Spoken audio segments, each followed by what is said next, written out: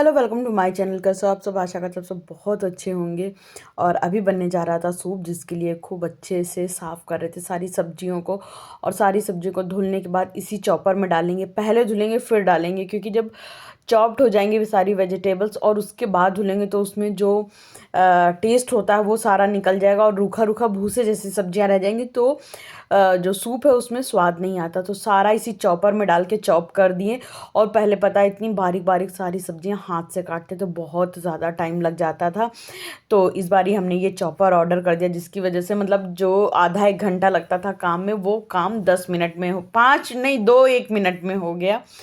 तो फिर हल्का सा ऑयल डाले, उसमें प्याज डाल के थोड़ा सा रोस्ट किए। हल्का ही सा रोस्ट करना है, क्योंकि सूप में सारी सब्जियों को खूब अच्छे से नहीं पकाते हैं।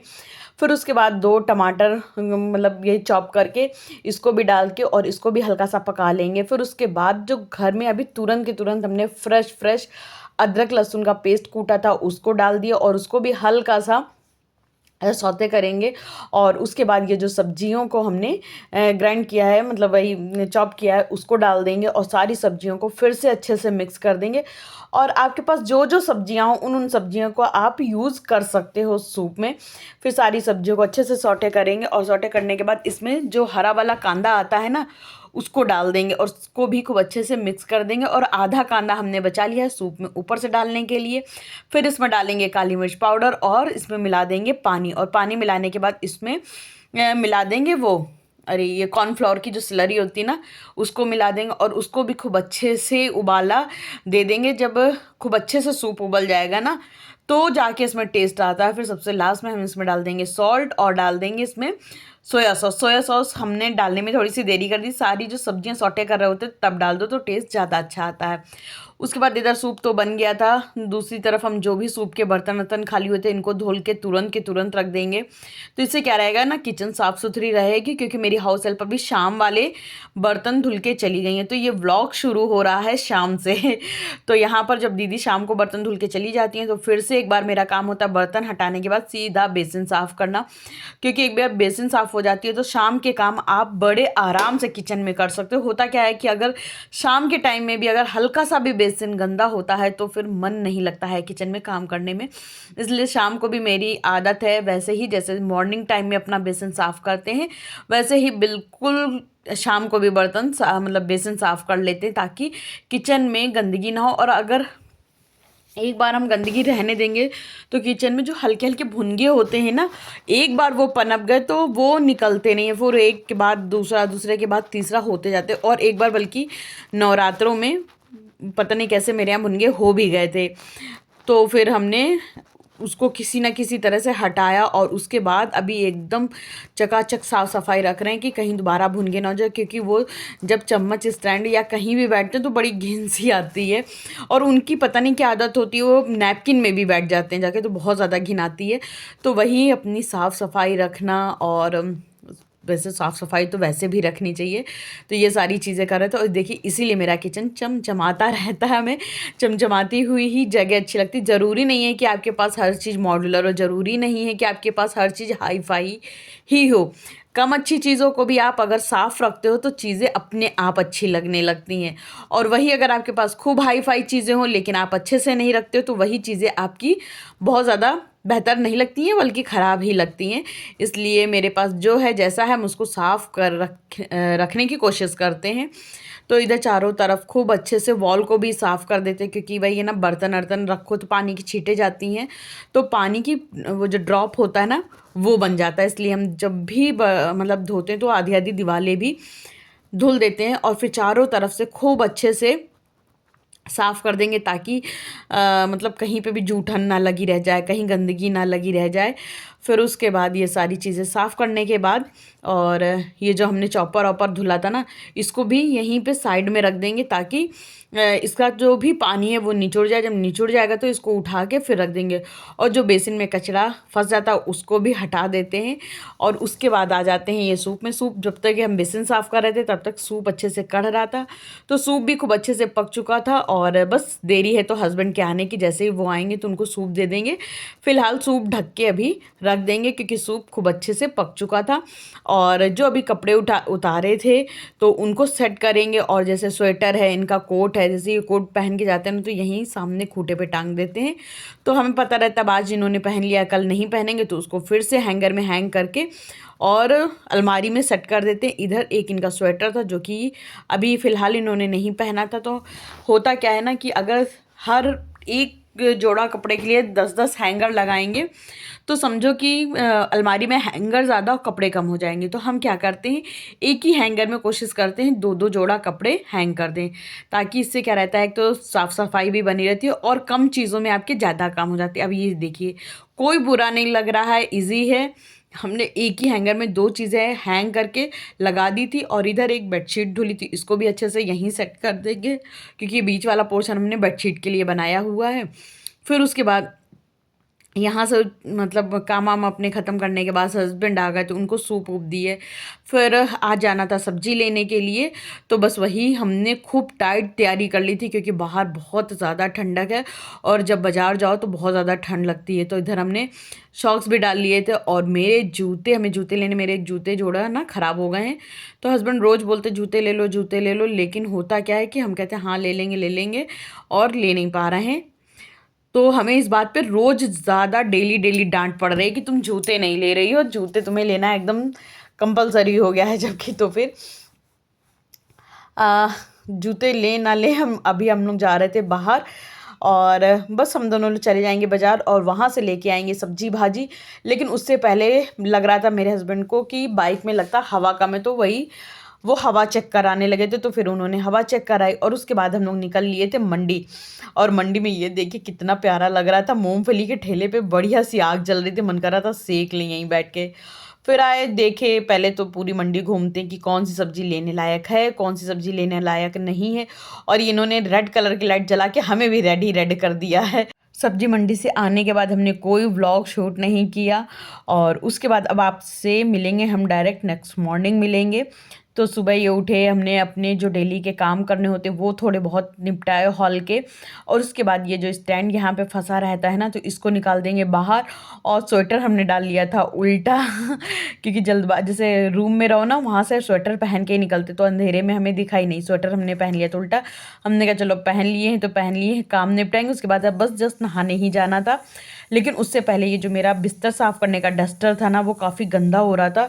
तो हमने कहा कि चलो इसको भी धुल दे। तो सर्फ में फुला के रात में ही रख दिए थे, तो इसको अभी बस पानी से धुलना था। तो हमने, क्योंकि इसको ना रगड़ भी दिए थे, फिर इसको पानी से धुल देंगे। एक तो प्रॉब्लम मेरे साथ ये होती है कि ये जो बाहर वाला नल है ना, ये इसके आने का टाइमिंग बहुत ज़्यादा ख़राब है। या तो एकदम सुबह सुबह आता है, या फिर एकदम मेरे हस्बैंड जब ऑफिस से आते हैं उस टाइम पे आता है, या फिर एकदम शाम को जब एकदम ज़्यादा ठंड पड़ने लगती है।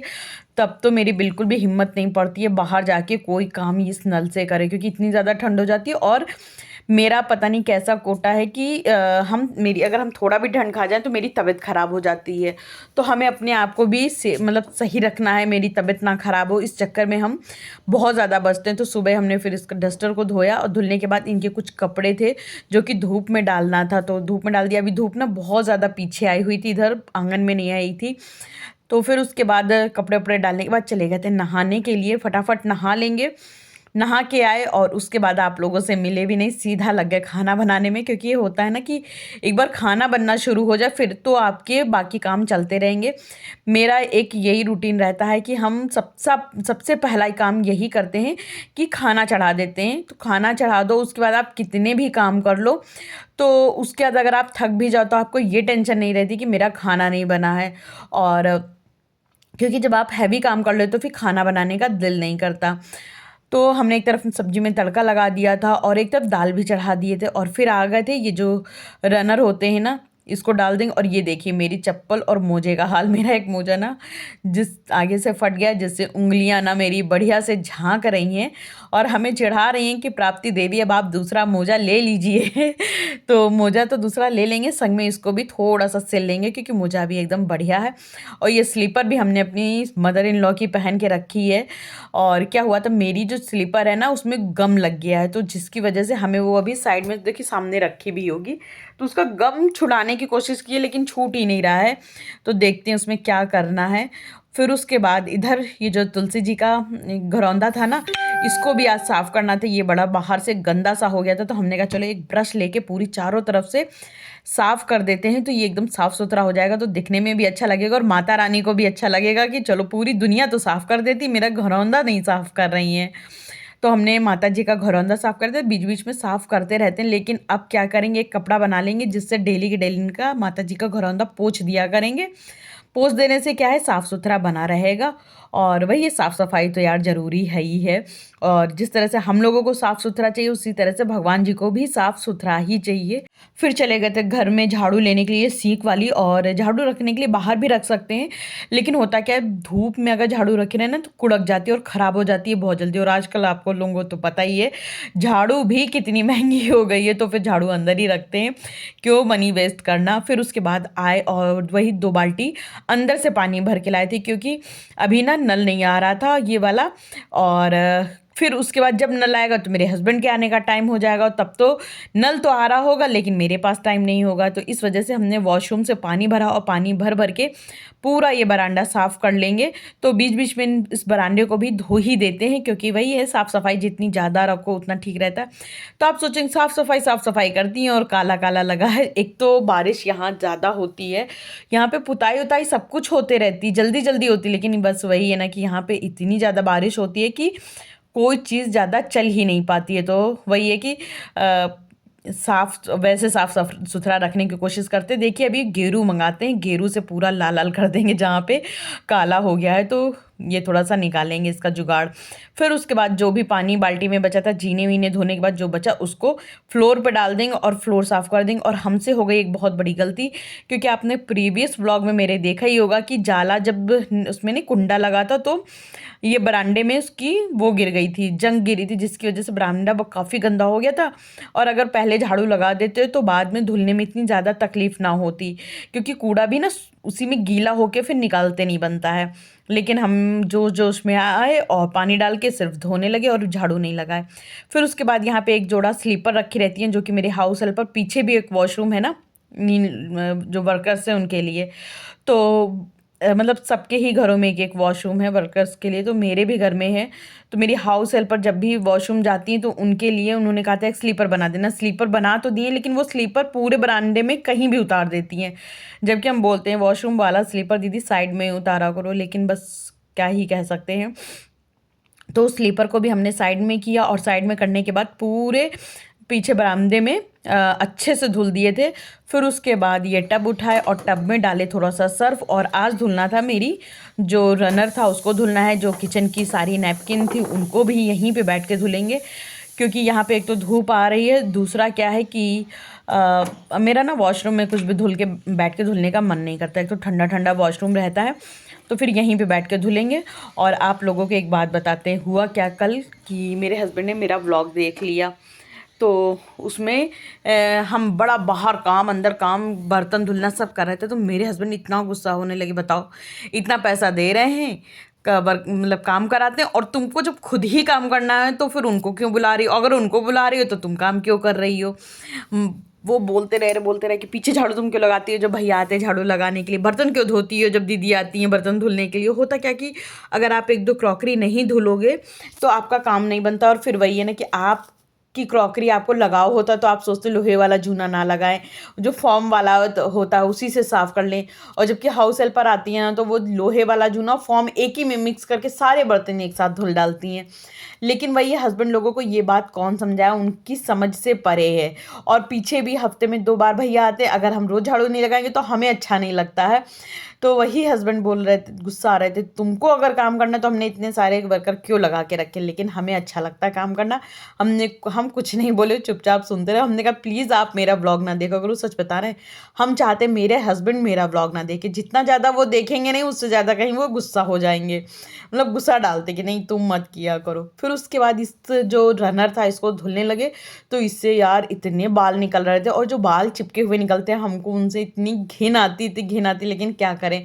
अब काम करना है तो फिर करना है, तो उससे जो भी बाल निकाले तो ब्रश से हम निकाल निकाल के साइड में करते जा रहे थे। हमें बड़ी घिन आ रही थी।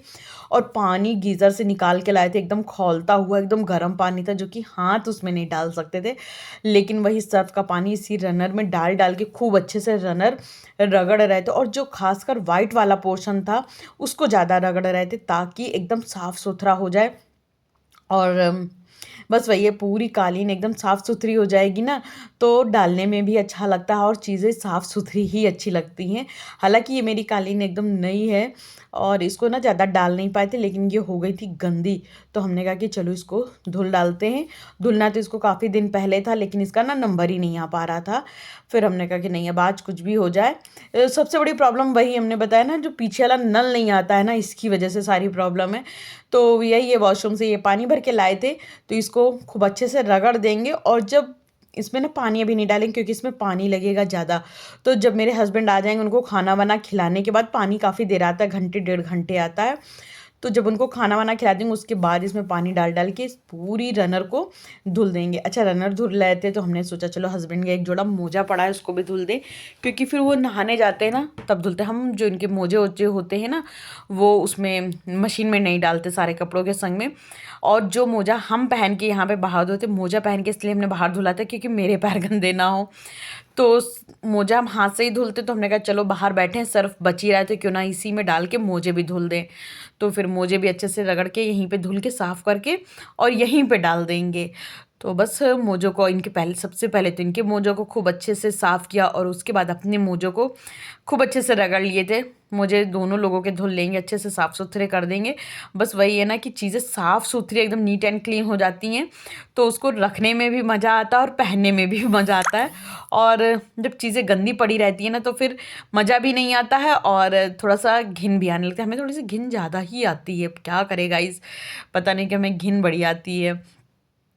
और दोस्तों यार, कुछ वेट लॉस करने के लिए बताओ क्या करें, किस तरह से डाइटिंग करें। एक तो सबसे पहली बात है, हमसे डाइटिंग होती नहीं है। हम 2-4 दिन बड़े जोश में डाइटिंग करते हैं और भूखे भी रहते हैं, लेकिन चौथे दिन से मेरी डाइटिंग टूट जाती है और इतने मोटे हो गए। जब हम अपने आप को व्लॉग एडिट करते देखते हैं, हमें बड़ा बुरा लगता है। फिर इधर इनके मतलब हम दोनों लोगों के मोजे धुल गए थे, तो मोजे पानी तो बाहर आ नहीं रहा था, तो हम घर आ गए थे और घर में यही बेसिन में मोजे अच्छे से पानी से वॉश कर लेंगे और फिर उसको टांग देंगे धूप में। और हमने कहा बाथरूम में कौन जाए, कौन वहाँ पे, क्योंकि बाथरूम ठंडा ठंडा रहता है ना, तो बाथरूम में जाने का मन ही नहीं करता। इधर मोजे ना खूब अच्छे से धुल लिए थे, बस एडिट करके दिखाया आप लोगों को कम।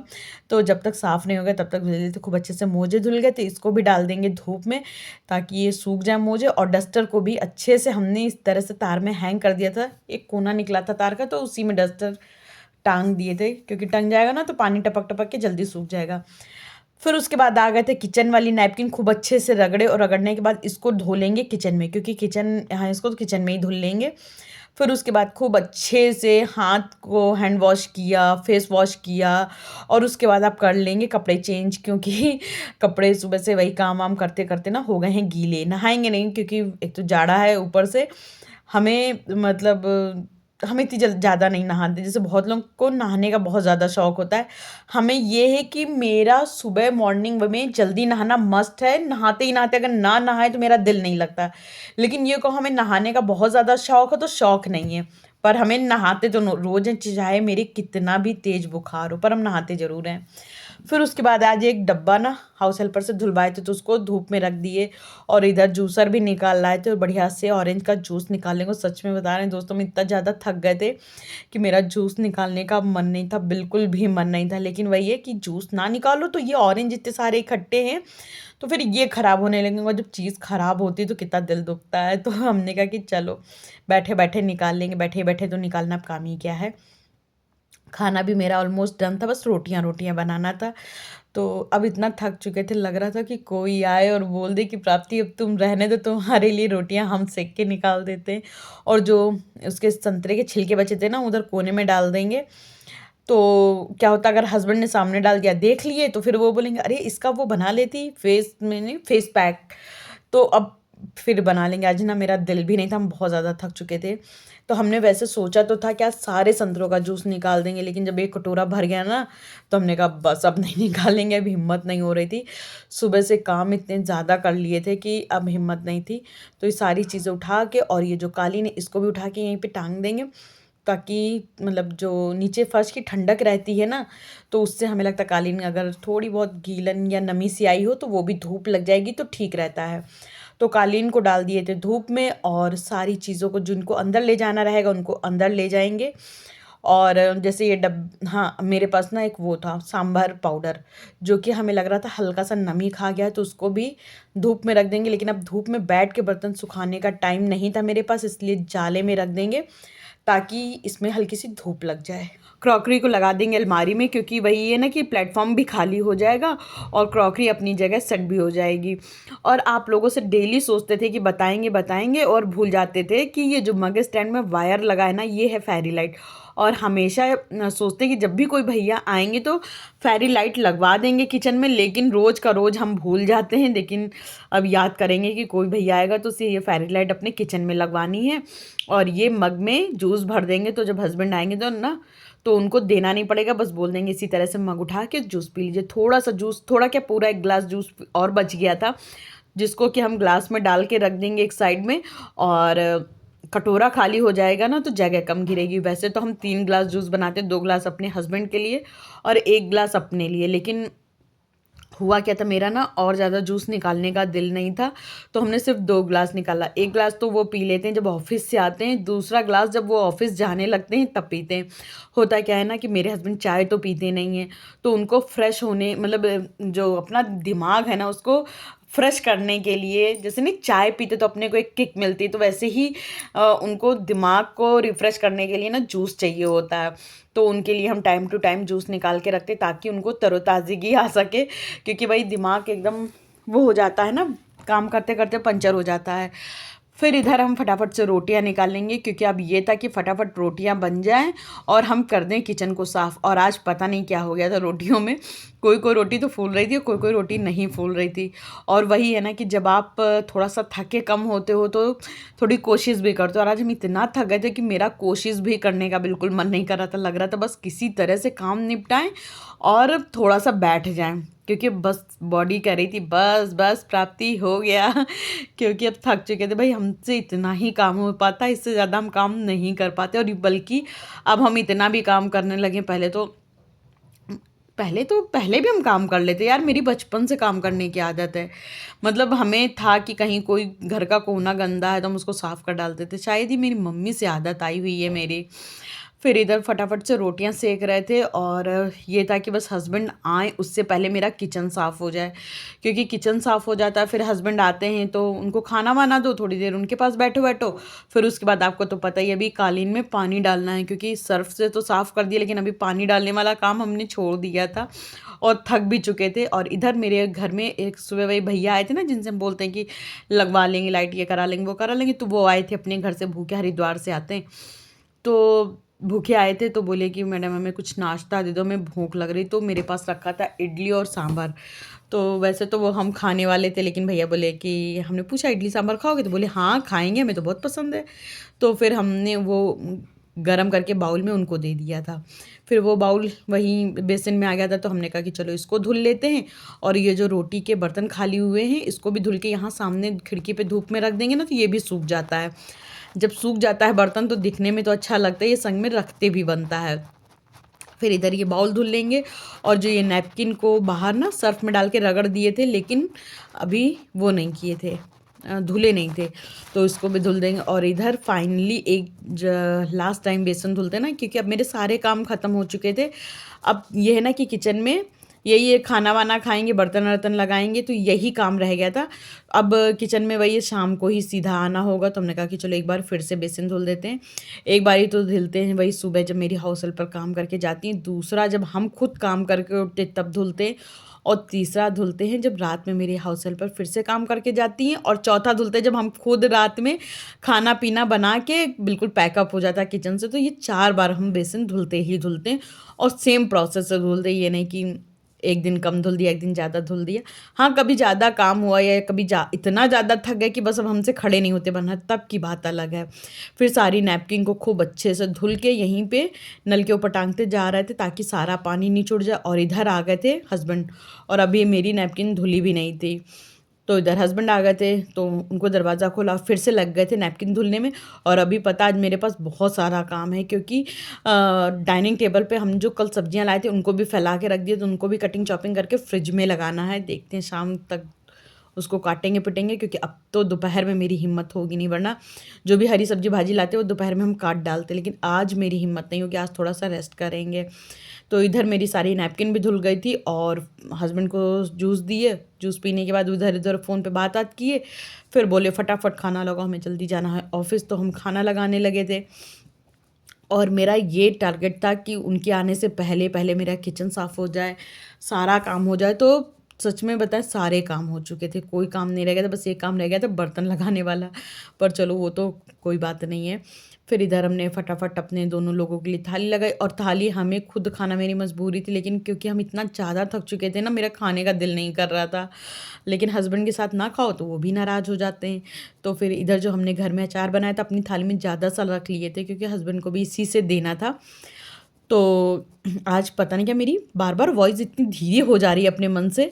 फिर उसके बाद हमने इधर आ गए थे बाहर, बाल्टी लगा दिए थे भरने के लिए, भर जाएगी बाल्टी। तो इधर ये पानी डाल डाल के खूब अच्छे से ये रनर को धुल लेंगे।